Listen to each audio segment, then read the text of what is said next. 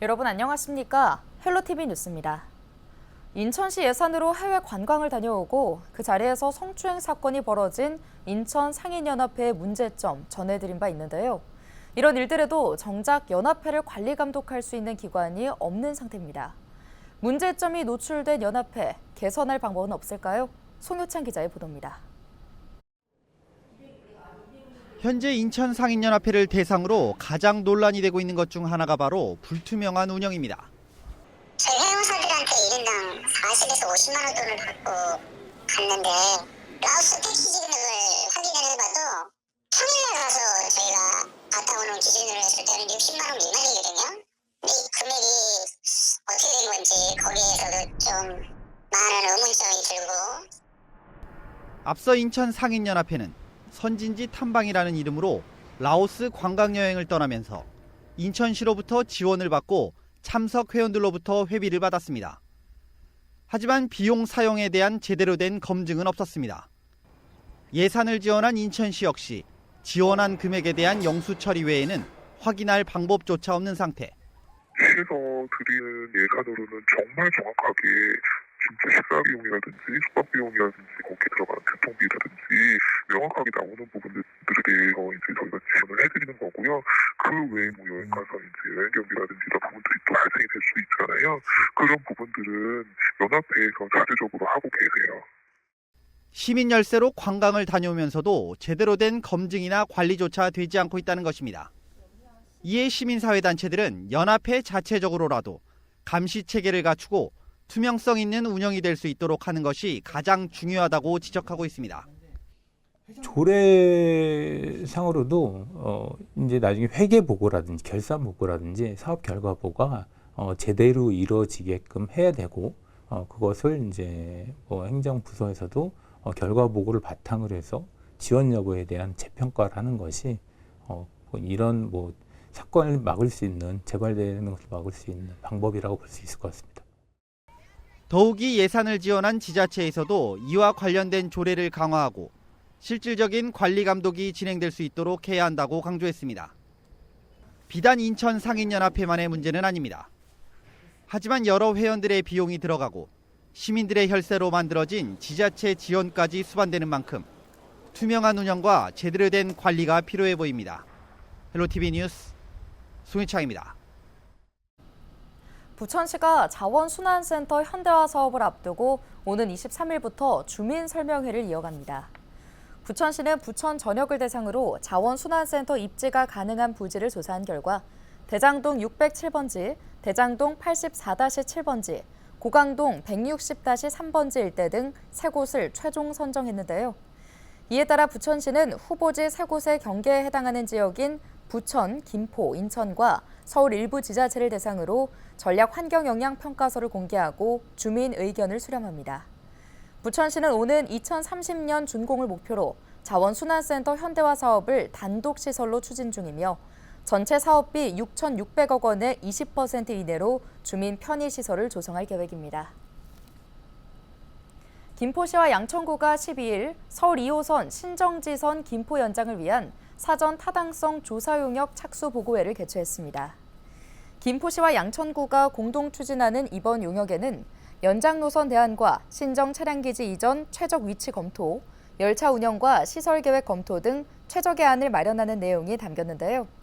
김포시와 양천구는 올 하반기 제5차 대도시권 광역교통 시행계획에 서울 2호선 신정지선 김포 연장 사업이 반영될 수 있도록 신청할 계획입니다. 계양구가 제3회 계양 비축제를 엽니다. 올해 축제는 지역 관광지와 연계해 조명 설치 구역이 지난해보다 확대되는데요. 계양구는 오는 23일 계산국민체육공원에서 점등식을 열고 다채로운 공연과 함께 축제의 시작을 알릴 예정입니다. 김진재 기자입니다. 올해로 3회째를 맞는 계양 비축제가 오는 23일 점등식을 시작으로 내년 1월 31일까지 약 4개월간 열립니다. 3년 연속으로 인천시의 지역특화 관광축제 공모사업에 선정되는 등 계양 지역 대표 축제로 자리 잡은 계양 비축제. 올해는 축제 장소가 변경되면서 지난해보다 조명 설치 구간이 확대됐습니다. 지난 2년간은 계양구청 인근 문화로를 중심으로 축제가 열렸지만 올해는 계산역부터 계양산까지 이어지는 약 460m 구간을 비롯해 계양산 사면 일부와 계산체육공원 일대가 야간 조명으로 채워집니다. 계양구는 계양산과 계양산성 등 지역 관광지와 연계해 올해 축제를 개최할 예정입니다. 계양산도 있고 유동인구가 많은 계산역, 그다음에 초중고교 대학교까지, 그다음에 계양산성 박물관까지 있는 배후시장을 배경으로 좀 더 많은 구민과 함께하고자라는 것과 지역 상권을 살려보자라는 두 가지 테마로 주부토로에서 계양산 가는 길로 장소를 변경해서 개최하고자 합니다. 올해 계양 비축제 주제는 소풍으로 계양산 가는 길을 따라 소풍을 떠나는 설렘을 조명으로 표현했습니다. 축제 구간에는 경관 조명에 더해 다채로운 빛깔의 동물 조형물과 포토존도 설치됐습니다. 계양구는 축제 기간 동안 매일 저녁마다 조명을 밝힐 예정으로 인근 주택가와 계절을 고려해 조명 운영 시간을 조정할 계획입니다. 헬로티비 뉴스 김진재입니다.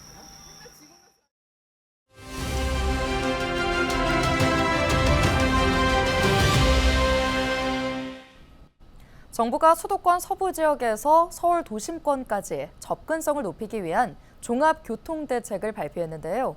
실제로 우리 지역에서 서울까지 이동 시간을 얼마나 줄일 수 있을지 이세진 기자가 자세히 짚어드립니다.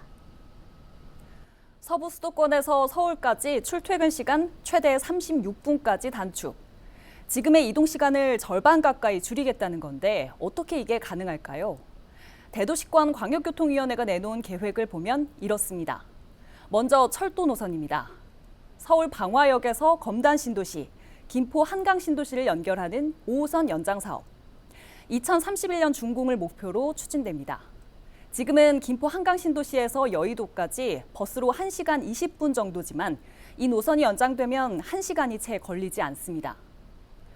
이번에는 부천 대장지구에서 홍대 입구역을 잇는 대장 홍대선입니다. 2030년 말 개통을 위해 올해 착공 예정인데요. 이 사업이 마무리되면 부천에서 홍대까지 이동 시간은 50분에서 27분으로 짧아집니다. 인천 구간 노선도 살펴볼까요? 먼저 7호선 연장 사업입니다. 2027년 청라와 성남역 구간이 우선 개통되는데요. 청라에서 가산 디지털 단지역까지 소요 시간은 78분에서 42분으로 줄어듭니다.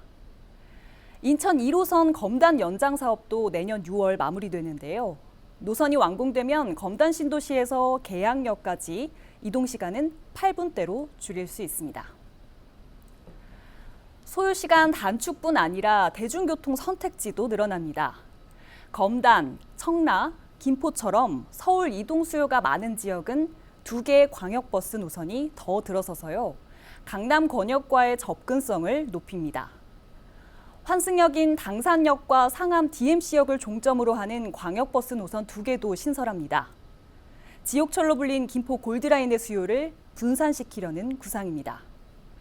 교통 편의 측면에서도 도움이 될 걸로 예상됩니다.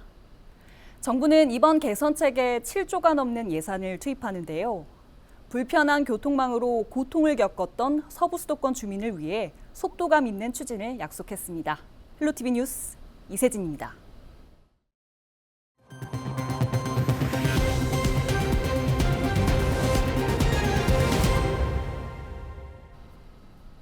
인천시가 행정체제 개편에 따라 오는 2026년 7월 출범하는 4개 자치구의 조직과 공무원 정원 규모를 산정합니다.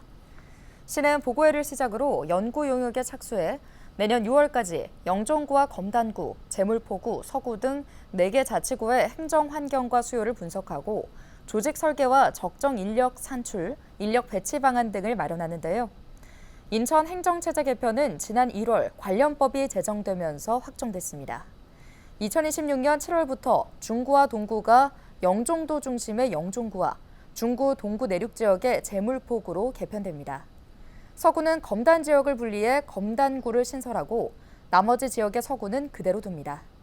이에 따라 1995년부터 2군 8구를 유지해온 인천 행정체제는 31년 만에 2군 9구로 개편됩니다. 인천 본부세관은 올해 상반기 동안 공공기관에 납품 중인 소방용품을 대상으로 원산지 표시 위반 여부를 집중 단속한 결과 19,000여 점의 원산지 표시 위반 물품을 적발했습니다. 금액으로는 31억 원 상당인데요. 세간의 이 가운데 국산으로 둔갑시킨 소방용 랜턴 7,304점을 공공기관에 납품한 업체 대표 A씨와 B씨를 대외무역법 위반 혐의로 인천지검에 송치했습니다. 또 유량계 8,992점과 바닥 표시 등 2,259점을 공공기관에 부정 납품한 업체들은 표시광고법 위반 혐의로 공정거래위원회에 이첩했습니다. 적발된 업체들은 원산지 표시를 고의로 제거하거나 원산지를 국산으로 거짓 표시 광고에 공공 조달한 것으로 확인됐습니다. 세관은 저가 외국산 물품의 원산지를 국산으로 손상 허위 표시하는 행위는 정상적인 중소기업의 성장을 위축시킬 뿐만 아니라 K브랜드 및 국가 이미지도 손상시키는 중대한 범죄인 만큼 앞으로 더 단속을 강화할 계획입니다.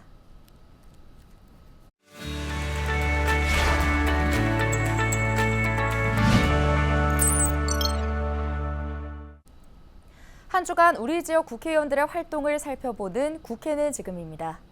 더불어민주당 이건태 의원이 최근 부천 소사노인복지관에서 현장 정책 간담회를 열었습니다. 이번 간담회에서는 복지관 내 소음과 공간 부족 문제 등에 대한 건의가 잇따랐는데요. 소사노인복지관은 하루 평균 3,000명이 넘는 노인들이 이용하고 있으며 최근 5년 사이 등록 회원이 2,000명 이상 증가해 다양한 민원이 발생하고 있습니다. 이건태 의원은 노인복지관 공간 확보를 위한 예산 확보는 물론 관련 법령을 검토해 해결 방안을 마련하겠다고 밝혔습니다. 이건태 의원은 또 페달을 착각해 엑셀을 일정 수준 이상 밟으면 경고음이 발생하는 장치를 의무 장착하도록 하는 자동차관리법 일부 개정 법률안을 대표 발의했습니다.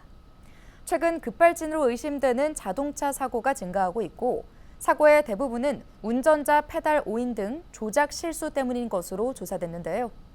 이에 따라 개정안에는 안전띠 미착용 시 발생하는 경고음처럼 운전자가 페달 오인을 인지할 수 있도록 가속 경고 장치의 장착 근거를 마련했으며 경고음 발생 기준은 시행령을 통해 규정하도록 했습니다.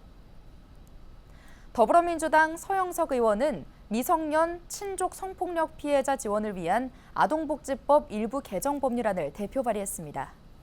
이번에 서 의원이 대표 발의한 개정안은 미성년 친족 성폭력 피해로 특별보호시설에 입소한 아동이 시설을 퇴소한 이후 자립지원을 할 수 있도록 하는 근거를 규정하고 있는데요. 또 퇴소 아동의 자립을 지원하기 위해 자립지원 실태조사와 전담기관의 지원 대상에도 이들을 포함해 독립적이고 안정적으로 사회에 진출할 수 있도록 지원하는 내용을 담고 있습니다. 일반고인 부천고를 과학고로 전환하기 위한 움직임이 정치권을 중심으로 활발합니다. 부천을 지역구로 둔 더불어민주당 이건태, 김기표 의원이 최근 임태희 경기도 교육감을 만나 부천고 과학고 전환 정책 건의서를 전달했는데요. 이어 지난 10일 국회에서는 서영석, 김기표, 이건태 의원 등 부천 지역 국회의원들이 부천 과학고 유치와 관련한 정책 토론회를 열고 부천에 과학고가 유치돼야 하는 이유와 정당성에 대해 토론했습니다. 유정복 인천시장이 추석 명절을 맞아 민생 현장을 방문해 시민들과 소통에 나섰습니다. 유 시장의 지난 12일 첫날 일정으로 중부소방서를 찾아 지난 8월 여객선에서 쓰러진 시민을 심폐소생술로 생명을 구한 덕적 119 지역대 소속 서원택, 심준규 소방이와 전직 간호사 배지영 씨에게 표창을 수여했는데요. 이어 신포국제시장을 방문해 상인연합회 임원들과 대화를 나누고 최근 생활 물가 상승으로 인한 애로사항을 청취했습니다. 이후 중구 노인복지관과 지역 내 치안 수요가 가장 많은 숭이지구대를 방문해 명절 연휴에도 시민들을 위해 근무하는 대원들을 격려했습니다. 13일에는 연수구 선악사회복지관을 방문해 재가노인 식사를 배달하며 추석 덕담을 나눴으며 생활자원회수센터를 방문해 직원들과 오찬 간담회를 갖고 격려했습니다. 마지막으로 미추홀 콜센터를 방문해 명절에도 행정 서비스를 제공하는 상담사들을 만나 근무 여건을 살피고 애로사항을 청취했습니다. 오늘 준비한 소식은 여기까지입니다. 함께해 주신 여러분 고맙습니다.